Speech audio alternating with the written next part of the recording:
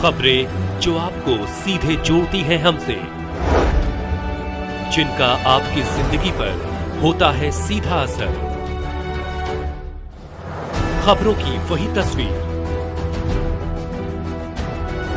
बिना बदले बिना डरे, जज्बा सच का लिए, सच दिखाते हैं।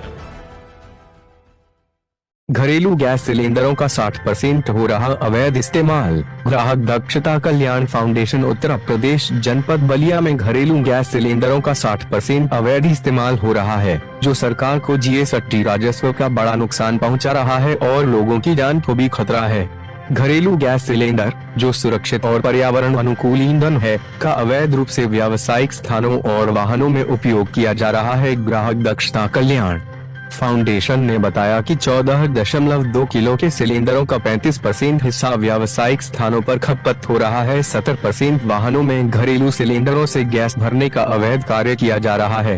पिछले 10 वर्षों में इस तरह के सिलेंडर उपयोग के कारण 65 लोगों की जान गई और कई बड़ी दुर्घटनाएं हुई। फाउंडेशन ने घरेलू गैस सिलेंडरों में QR कोड ट्रैकिंग लागू करने की मांग की है, ताकि घरेलू सिलेंडर के अवैध इस्तेमाल पर रोक लगाई जा सके। आप सभी पत्रकार बंधुओं को मेरा नमस्कार।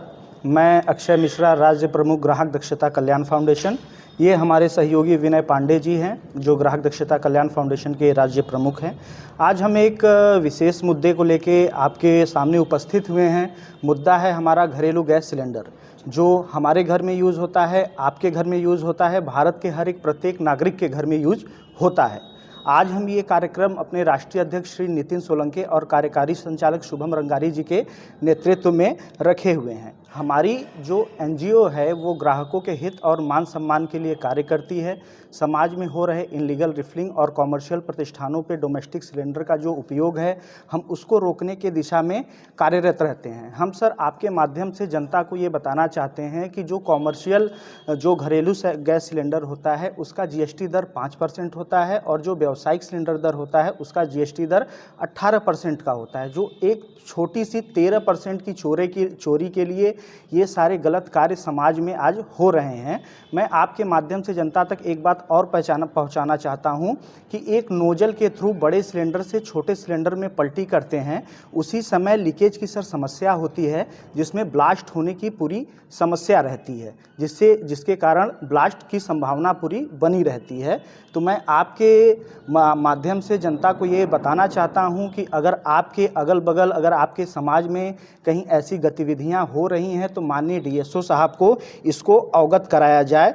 और जिला पूर्ति अधिकारी को मेरा एक आपके माध्यम से निवेदन है कि वो जितने भी व्यावसायिक प्रतिष्ठान हैं वहां जाके एक नोटिस का चस्पा करें कि अगर घरेलू सिलेंडर का उपयोग करते हुए पाया गया तो हम उनके ऊपर एक उचित कार्यवाही करेंगे। और हमारा मानना ये है कि अगर पूरे भारतवर्ष से अवैध गतिविधियां, अवैध रिफिलिंग का कार्य अगर बंद हुआ जाए तो प्रत्येक जनमानस को ये सिलेंडर 300 रुपये में प्राप्त हो सकता है। धन्यवाद सर। लेकिन सर बात करेंगे जिस तरह आप कह रहे हैं कि जिले के जो भी आला अधिकारी हैं ग्राहकों तक जाएं और कहीं ना कहीं उनको नोटिस करें जी, तो क्या आप लोगों ने कभी उच्च अधिकारियों से ऐसी वार्ता किया है जिनको लेटर देकर पहले उनको लोगों को जागरूक किया जाए? कभी आपने? सर हमने समय समय पे पत्र के माध्यम से माननीय जिलाधिकारी साहब को, माननीय SP महोदय को, माननीय जिला पूर्ति अधिकारी को पत्र के माध्यम से हमेशा अवगत कराते रहते हैं कि सर इन प्रतिष्ठानों पे ये चीज़ें चल रही हैं, इसको कृपया रोका जाए। लेकिन सर हमारे पत्र पे कोई आज तक कार्यवाही नहीं हुई है, तो इसलिए आज हम विवश हैं आपके सामने अपनी बात रखने के लिए। क्या आप लोग कभी अपने जो भी लोग हैं जाकर कभी बाजारों में ऐसे दुकानों का चयन किए जहाँ पे ये सब कार्य होता है और उनको जागरूक करें? हमारे पास नाम विनय पांडे है, मैं इनके साथ में सहयोगी हूँ। और मैं ये बताना चाहता हूँ कि यहाँ पे हर डिस्ट्रिक्ट में हमारे वॉलंटियर्स हैं, हमारे हर डिस्ट्रिक्ट में वॉलंटियर्स हैं जो कि देखते रहते हैं। और ऐसा कोई इंडिविजुअल एक दुकान हमारा टारगेट नहीं है, हमारा टारगेट पूरा समाज है। जो समाज से हमें पूरा रिफिलिंग, चाहे जो भी चीज़ है, ये हर आदमी को दिखता है कि सामने क्या हो रहा है क्या नहीं हो रहा है। मेरा सर कहने का ये मकसद है कि बाज़ारों में जहाँ पे सिलेंडर को जो बता रहे हैं कि बड़े सिलेंडर से छोटे सिलेंडर में नोजल के माध्यम से भेजा जाता है, लेकिन क्या वहाँ पे आप लोगों ने ऐसे दुकानों का चयन किए हैं जहाँ पे ये सब चीज़ें? नहीं, स्पेशली कोई चयन नहीं हुआ है। लेकिन अभी चित्तू पांडे चौराहे पे अभी ब्लास्ट हुआ था, ये आप लोग न्यूज़ भी पढ़े होंगे, इतने लोग मर गए, तो कहीं ना कहीं तो हो रहा है ना। सर, जो स्पॉट है जहाँ पर कि इस तरह की गतिविधियाँ होती हैं, आप लोग स्पॉट को आइडेंटिफाई कैसे करते हैं? कि आपके कार्य क्षेत्र में ये आता है आइडेंटिफाई करते सर, हैं और उच्च अधिकारियों को सूचित करना? जी, हम आपको बताना चाहेंगे।